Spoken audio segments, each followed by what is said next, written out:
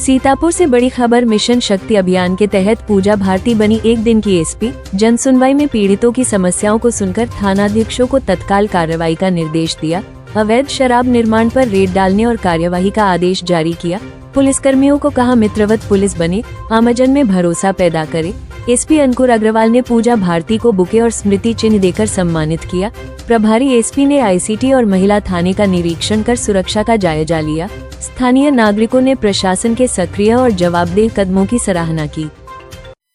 आज आपको सीतापुर जनपद का एक दिन का कप्तान बनाया गया है जी कैसा लग रहा है आपको?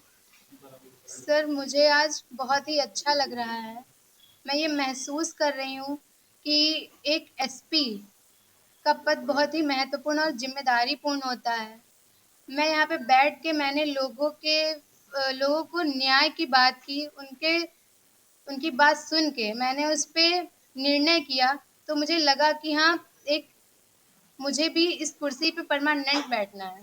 दो मामले आपके सामने आए, जी, उन दोनों में आपने क्या आदेश जारी किया है? किन किन थानों के मामले थे? पहला तो किरण का मामला आया जो लहरपुर का था। उनकी शादी के 10 वर्ष हो गए थे।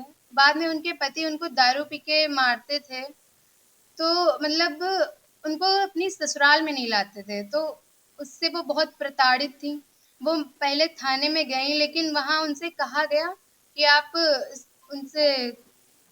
कोर्ट में जाइए, मतलब मुकदमा लड़िए।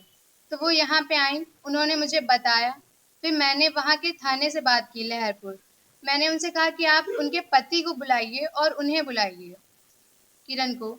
इस पे आप बात करिए, उनको समझाइए। इसलिए उन्होंने मुझसे बोला कि जी मैम, मैं तुरंत इस पे कार्यवाही करूँगा। दूसरा मामला मिश्रिक का है, जो इंद्राणी नामक महिला है। उनके शादी के 17 वर्ष हो गए हैं। उन्होंने अब बताया कि उनके घर में इनलीगल तरीके से दारू बनती है और उनके पति दारू पी के उन्हें मारते हैं, और थोड़ा एक नाजायज़ संबंध के बारे में बताया। तो उनका ऐसा कुछ नहीं है, उनका संबंध नाजायज़ नहीं है, लेकिन उनके पति उनको दारू पी के मारते हैं। उनका कहना है कि इस पे मुझे न्याय मिले, मुझे मारा पीटा ना जाए।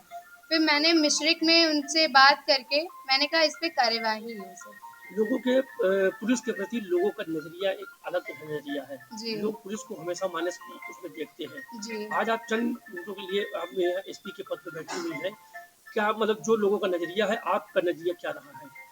सर, देखिए, पहले तो जो ग्रामीण वर्ग के लोग हैं, जो अशिक्षित हैं, वो अपने अधिकार जानते ही नहीं हैं। वो पुलिस से अपनी बात कहने में डरते हैं। उन्हें नहीं पता कि उनके अधिकार क्या हैं।